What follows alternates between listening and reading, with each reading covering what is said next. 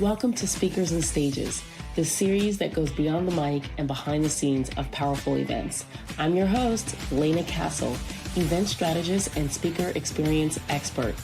Yes, we're going to sit down and talk with event industry experts from backstage chaos to center stage clarity. This is where the strategy meets the spotlight. Let's get into it. Ladies and gentlemen, I have the distinct privilege of introducing someone whose leadership, philosophy, and impact align so perfectly with the themes of this event. She is not only the dynamic CEO of Transcend Global, but also a visionary redefining what it means to lead with purpose and innovation. Her groundbreaking concept, the relaxed hustle, challenges traditional ideas of success, advocating for a balance between ambition and well-being. A truly transformative perspective for the modern leader. Do you believe that this version of your life is the best version of your life? I'm seeing some no's, violent no's. Do you believe that you have maxed your potential? If you were to choose to step more fully into your power, to step into your purpose, that you will unlock a version of yourself that is unrecognizable. I want to become a better leader, and with Sky's words and encouragement, I know that I'm poised for greatness. To be in the room with everyone and just hearing her and feeling the energy and learning how we can all lead to win was really impressive. Knowing your purpose and sharing it, and how having a powerful purpose can help you forge connections. She just really drove that home, so I'm really appreciative of the message. What truly sets Sky Jarrett apart is her authenticity and her ability to inspire others. Her vision for leadership is deeply rooted in empowerment and connection, reminding us that great leaders not only achieve success, but elevate those around them. Please welcome Sky Jarrett.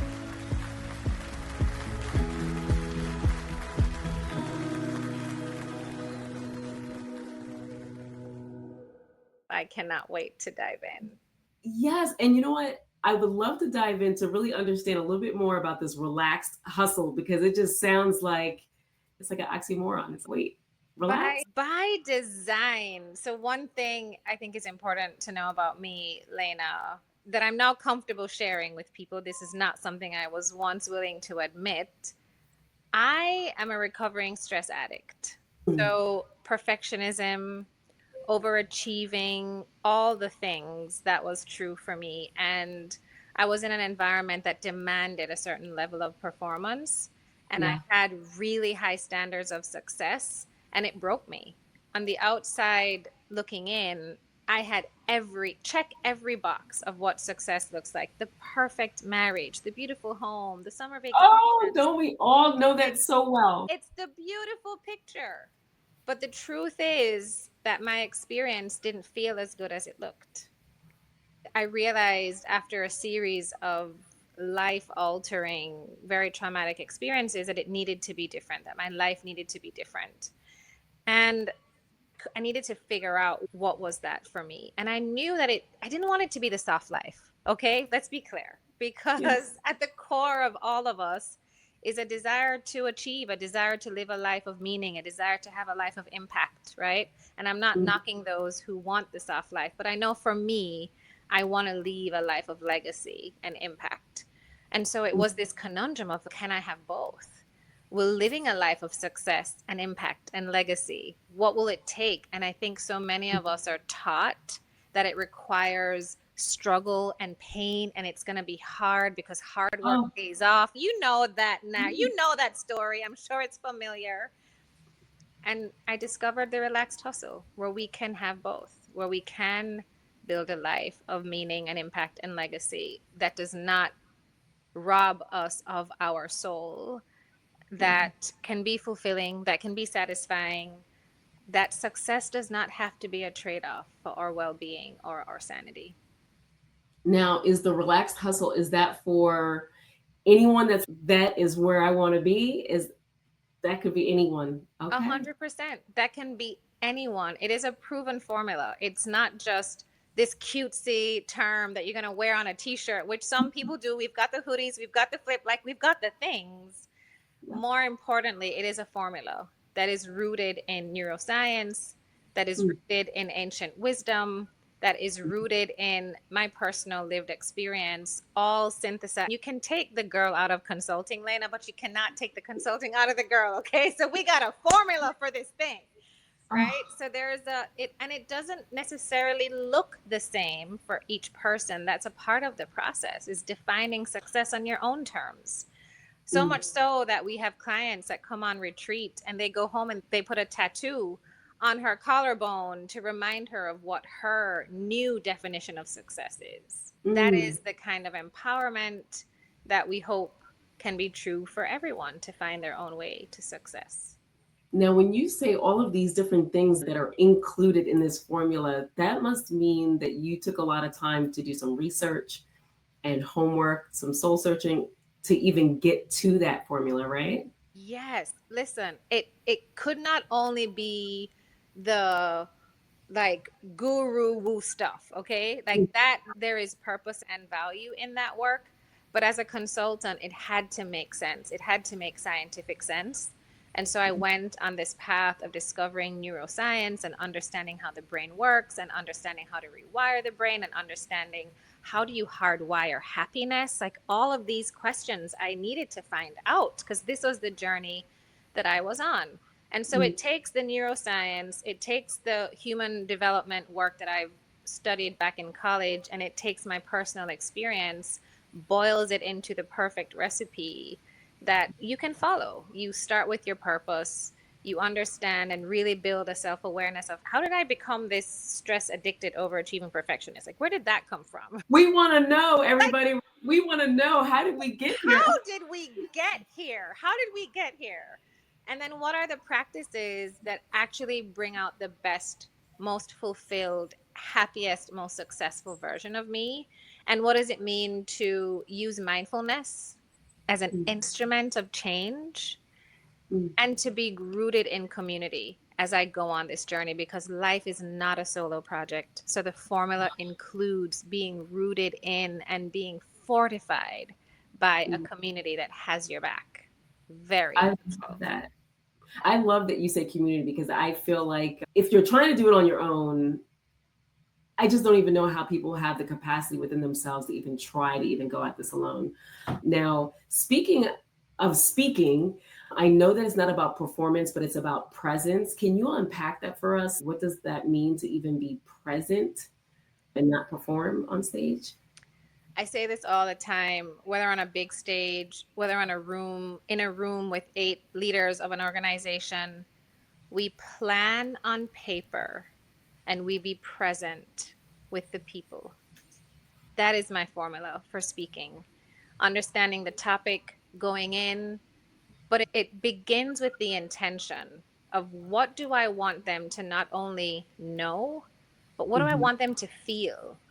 And I think it's, if I can be on stage and make a room of 400 people feel like I'm having a one-on-one conversation because I'm connecting with you, that for me is a part of the recipe for success as a speaker. And what it means in actual terms, I might have an idea of what I want to say, but I'm tuning into people's faces and expressions, and we're in conversation. You like something, I'm going to give you more. You're questioning, I'm going to explain more. Like, we're going to be in a conversation. So planning on paper, being present with the people, and for me to be so rooted and grounded in my own presence, being attuned. And you've seen some of the backstage work that I put in before I go on stage, and making sure that I can bring my best presence to that moment, that I'm not flustered trying to remember what comes next. But if I allow the people in the audience to guide where I go, then I'm going where they need me to go and what is going to meet the moment of opportunity for transformation. Meet the moment for transformation. Yeah.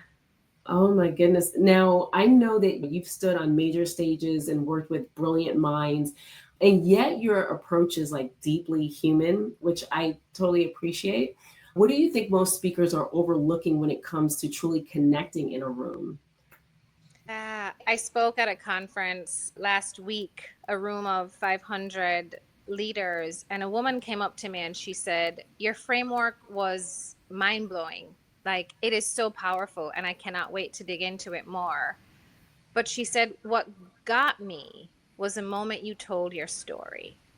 And it was a moment of pure vulnerability where I shared my experience, moments leading up to my father's death, and some of the lessons, the leadership lessons, having gone through that experience.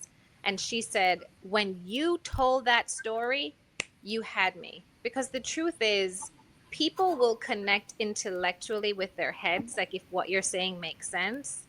But Yeah. energy exchange and what you talk about, the presence over performance, it's not about the performance, it's about the energy that they feel from your presence and the stories that you tell.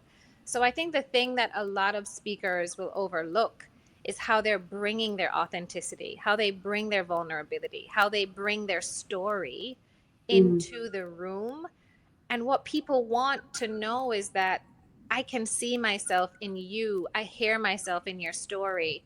That makes everything that follows more relatable. The content will stick more when they can see the human that it's coming from. And speaking of content, because you have a newsletter that comes out from LinkedIn, which I totally appreciate when it gets to my inbox. I'm like, yes, something else I can learn. That just the disruption that hits my inbox, I truly appreciate it.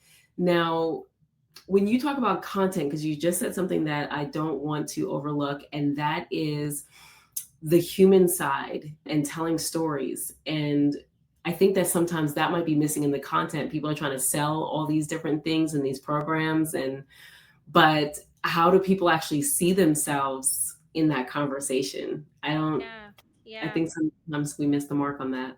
I think for me, it's illuminating the real life stories of the people that the work is impacting. I'm not going to sell you on the product or the program. I want to serve you with and inspire you with a potential that you can only see and you can only resonate with by hearing the stories of others who have gone through it. So, a real intention that I hold is share the story of success that people can relate to, and then using that story to help them see what is possible for them through the practices, the tools, and the content that they then get to apply, but inspiring them first. Ooh. So not just saying a whole bunch of stuff, but how you come from a place of inspiration, and then we can have a conversation. But what I also like about you, Sky, is that you're results driven too. Oh, You were talking about, when I heard you speak, and you were talking about your team and the results and how important that piece of it is. Talk about why are results just important in general? I think sometimes we miss the mark because we just keep doing and we're not even looking at the past results to predict what's going to happen next in our businesses or when we're talking results. Any thoughts on results, numbers? results matter, period. Mm, And appreciating my background as a consultant, that working for a company that prided itself, our logo or slogan was high performance delivered. Okay. So you put a perfectionist, an overachieving perfectionist in that environment for 10 years of grinding in that context where you're showing up for clients. And I know this is a very similar experience for you. They expect a certain level of excellence. They're yes. paying you to deliver a Yes. certain level of excellence. What is still true for me, even as a recovering perfectionist, what is still true for me is that I do pride myself on excellence. I do pride myself on delivering on those results because I think that matters, and that is how you measure impact in many ways. And Mm, results don't necessarily come in hard numbers. There are speaking engagements that I will do at no cost because the mission and the people in that room mean something to me. Now, I don't do that for all of them, let's be yeah. clear, right? But I do Yes. that with choice because impact to me is the ability to inspire and to Mm, transform, that they leave feeling differently, that they leave thinking differently, that they leave therefore doing and showing up differently yeah. for the people in their lives. And so that for me is a result too. It's not just the dollars and cents, and also the number of lives that are being transformed. Now, I'm going to read this question because based on all of the information that my team has received, and we're like, let's pull a few questions to ask Guy directly. And this one is talking about the new wave of event experiences, because you're talking about experiences and inspiration and transformation. And you've mentioned those. Now, how are audiences different now, and how are you designing that for change? So, from an experience, I guess, from an experience standpoint, when you're speaking and you're putting on an experience that you're leading them from that inspiration to transformation, like, where are we going with that? I think that it's not just getting on the stage and talking anymore. I think that there's a new wave of what an experience is. And you just said excellent. So I wonder if that's also rooted there. Absolutely. The truth of it is we live in an information economy. Like, Yeah. the world is not short of information. People can Google anything. They can chat GPT anything. Like, the information is there. Yeah. What people show up for these events for is the experience, is the connection. And so for me, when someone approaches me with tears in their eyes, not because of what I said or the content that I delivered, but because of how I made them feel, for someone to feel seen in a room of 500 people, for someone to feel like you see me when you are one of 500, that is an experience. Yes. That is an experience. And they walk away feeling a sense of hope, a sense of possibility, a sense of joy from that inspiration. And knowing that person that stood in front of me was able to overcome something similar to me, I now know that I can do it too. And I have a pathway of how to get there. Then you've achieved both. You've delivered on the content and you have curated on the experience. Now, when you say about that pathway, is that in connection with the formula? Absolutely. There is always a method to my madness. And as a retired consultant, a lot of the work and that we do and the work that we share, it comes in the form of a formula. It comes in the form of a framework. There is something for you to hang your hat on. So you're not just going to be experiencing moments of laughter, maybe moments of tears. You're going to be introspective, and then you're going to have a place to land all of that on. When you go back to your everyday experience and you're trying to figure out, okay, I had a great time listening to her, but now what? What do I do? You have something to go back to. There's a framework that you can follow to implement what you learned. And so you can take that inspiration and therefore translate that into action.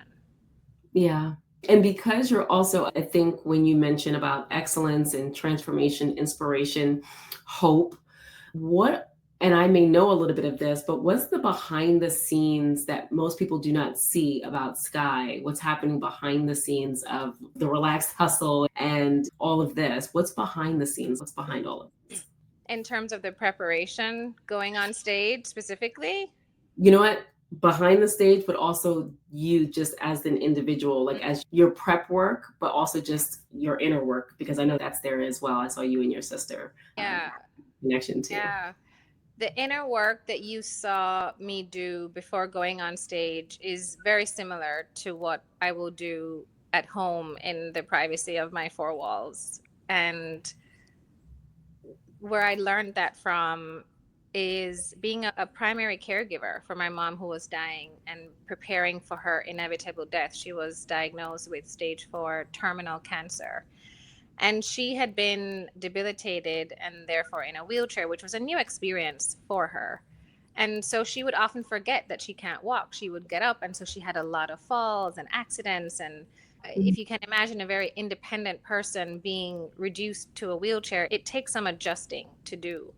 Lena, I knew that at any given moment, when I opened that door and walk out that door to start my day, that any emergency could approach me. And I think that's true for many of us who spend our days running around with our hair on fire, trying to address every emergency that comes up in our day. That's true for many of us.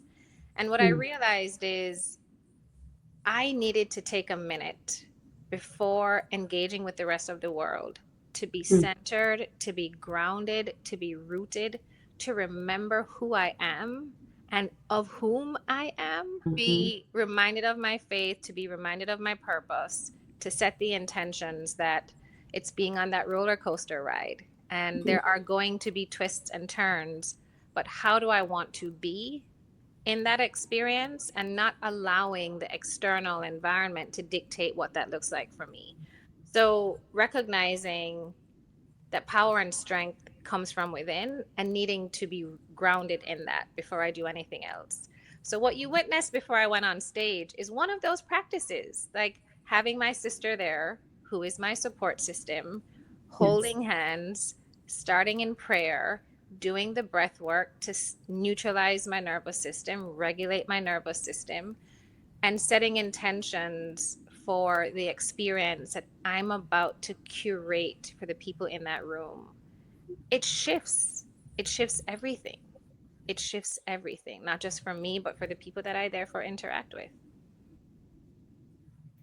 And you take my breath away when I hear you about the breath work.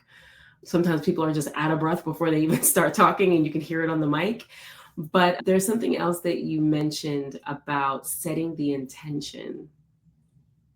Is that something you've always done, or it's a place you had to get to start setting intentions? I learned in my journey of becoming a mindfulness teacher the power of our mind in creating our own reality.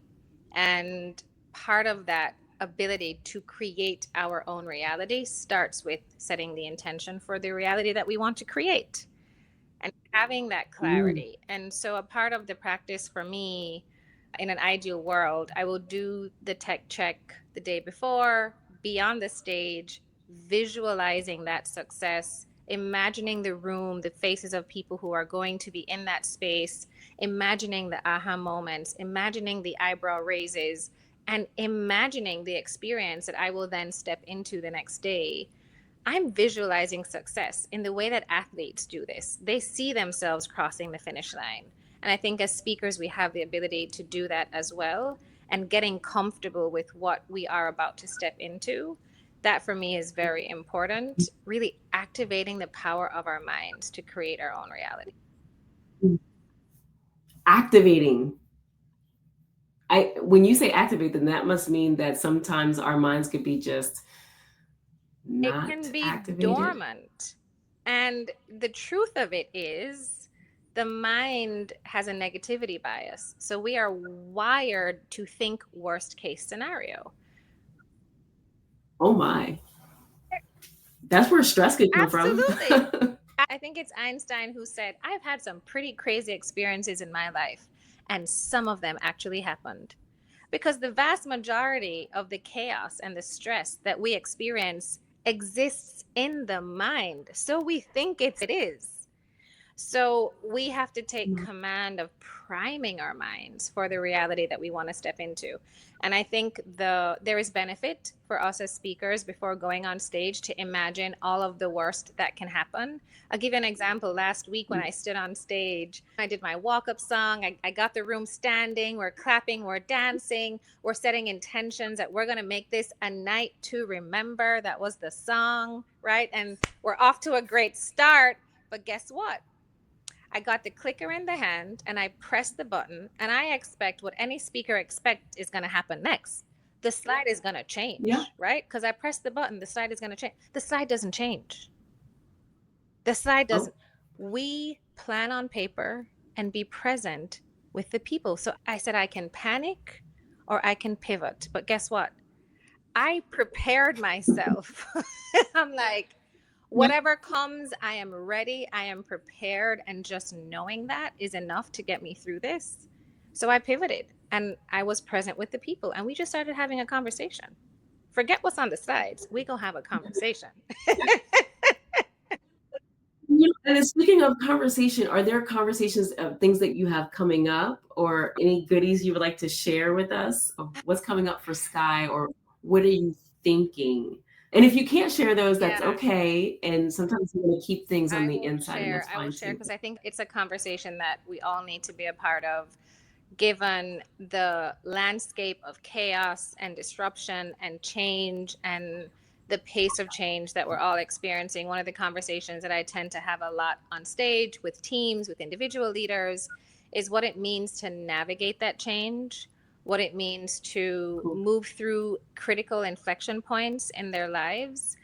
And given the work that I do, integrating neuroscience with leadership practices and theories, creating an adaptive leadership approach that's helping business owners, founders, entrepreneurs, executives navigate the pace of change that we are all experiencing. And so I've been doing a lot of that conversation on stages, but we also have a free masterclass that leaders can come to and learn the winning strategies for how to actually lead through times of change and uncertainty and disruption. How do you become the eye of the storm in the chaos? What does that actually look like? Like in a practical way, how do you do that? That's the conversation that I want people to be a part of, because we've been taught how to be successful in our day jobs. We were not taught how to navigate these crazy waters that we're all swimming in. No, but what's beautiful about what you're saying is having a roadmap. A lot of us are just like, I don't know what to do next. I don't know where to start. Who am I going on this journey with? And when you talked about community, and some people just have a fear and they just do nothing. So many leaders are drowning, and we're in a game, survival of the fittest. That's it. Survival of the fittest. It is a sink or swim moment. And a lot of folks, I think, will get left behind. Ouch. Ooh, a lot of people will be left behind. And I think even with the emergence of AI and people having a fear and not wanting to even interact with it, and other people are like getting curious, and there's more apps and there's more information, and as we're in this ever evolving space, I just wonder how that's going to end up playing into, as you're talking about transformation and inspiration, and now you have AI and deep fakes, and we're in an interesting time in life. The time is headlined adapt or die. But when you've been operating from a model that's worked for years and years and years, you're not incentivized to adapt, but that's the reality of the moment we're in. So how do we do that, and what does it look like, and how do I know that it's going to be successful? That's the journey that I enjoy taking leaders on. Oh, I'm glad you enjoy that. Because it takes a special type of person that God has called and assigned to do such a thing. I think everybody can say that they're doing that and they're taking people somewhere, and then they don't get to the destination that they promised. So it's beautiful when somebody can stand in their purpose and know that they know who they are, whose they are, and this is what I'm going to do. You have the science that meets the soul. Yeah. And the Bible study to back it all up. Like, we're going to the promised land. Like, that's where we're going. And it might not be a physical place. For many of us, it is a mental space that we just don't yet know how to access. But it's there, and it is God's promise. Ooh. It just reminds me of the business name, but Transcend. Just That's it. Oh, That's wow. it. That is it? Oh my. You gotta tell people, like, wait, what is Transcend? What is Transcend? What does that mean? The name was birthed from the realization that we get in our own way. And there is a transcendence that is possible for us. And it might look different based on different faiths and backgrounds, etc. But there is a way that we can surrender ourselves, so to speak, and achieve another level of consciousness where new possibilities exist. It's a new realm. It's an elevated experience that is possible. You know what, it reminds me of the book. I think it's something about setting your intention, the power of intention, which is Dr. Wayne Dyer. So when I hear you speak about just when you think about vibrations, intention, next level, and it's a whole nother realm, and people that get it and those who don't, I just feel so bad, because it's a joy to know that it's beyond this body, it's beyond this mind and this physical space that we see and feel and touch. That's wow. The conscious. Wow. Now, Sky, my last question, and I hope I'm not going to throw a curveball, but for someone who's watching who's ambitious but very exhausted, what would you say to that high achiever who feels like rest equals weakness? Listen, Go ahead and talk to me. you are talking to the girl that on vacation with her sister on the beach in Trinidad, beautiful palm trees, the ocean rushing against the sand. There's music in the background, food, friends, drinks. What is Sky doing? Yeah. Because of the belief that if I'm not busy, that I am unworthy, that if I'm not productive, then I'm nothing. And so many of us carry busyness as a badge of honor. And so it starts with just recognizing, like, how did we get here? What are the beliefs that are fueling that behavior?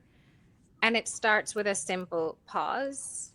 It starts with bringing awareness to how the burnout is showing up physically in our bodies, also in the feelings and the emotions that we're having. You cannot disrupt what you cannot see. And so you have to see the ways in which the burnout is showing up, and then move from a place of choice and recognizing that, okay, I'm going to take this even further. There's not just rest, but there is an active state of recovery. You can drive your car into the garage and you turn off the engine. It's resting. The question is, does it have enough fuel to take you where you need to go the next day? So we spend our weekends watching Netflix with no stopping cue. The episodes keep running, right? The episodes just one after the other. I'm like, episode 37 at 7 a.m. The sun is coming out. I'm still here watching Netflix. But have you recovered? Have you actively recovered? And so knowing what we need to feel fueled, who are the people, where are the places and spaces where we feel leaving restored, and gifting ourselves with those moments. Every sport season has an off season. Every high performing athlete rests and recovers. So who are we to think? Even in between games, you're so right. Even in between games. So who do we think we are? We want to be the high performers. Take a page out of the book of a high performing athlete and watch how they play their games as an example for what our playbook needs to look like. So the formula here is you need some level of stress to achieve your peak optimal performance, but you also need rest and you also need active recovery to be successful for the long haul. Wow. Oh my goodness. If you guys aren't taking notes or feeling, I feel a sigh of relief, because someone that gets it, when people would tell me to slow down, if you're not moving as fast as me, I'm not listening. If we're moving at the same pace, then we can have a conversation. But Sky, I thank you so much, because I feel more grounded just sitting in this conversation. And I know that our viewers and listeners do too. And if today reminded you all that you don't have to sacrifice yourself to make an impact, I hope you take that to heart. This is another way, and Sky's work is a beautiful invitation to do that. And be sure to follow her, Instagram, LinkedIn, I have that up here. And before we depart, I know that you have a gift. Did you want to describe what the gift is or what people can anticipate, or do you want to have it as a surprise that they could just click on it and they can just get a gift? Give them the hint and say, there is another way. Click the link and find out. I love the cliffhanger. I love the cliffhanger. Thank you so much, Sky, for joining. I really appreciate it. This is another episode, guys, for Speakers and Stages. And this is one of my favorite conversations because it sets the tone. And sometimes we move so quickly. And I think that this is a good Selah moment. So thank you, Sky. You all have a wonderful rest of your day. And thank you, Sky. Take care.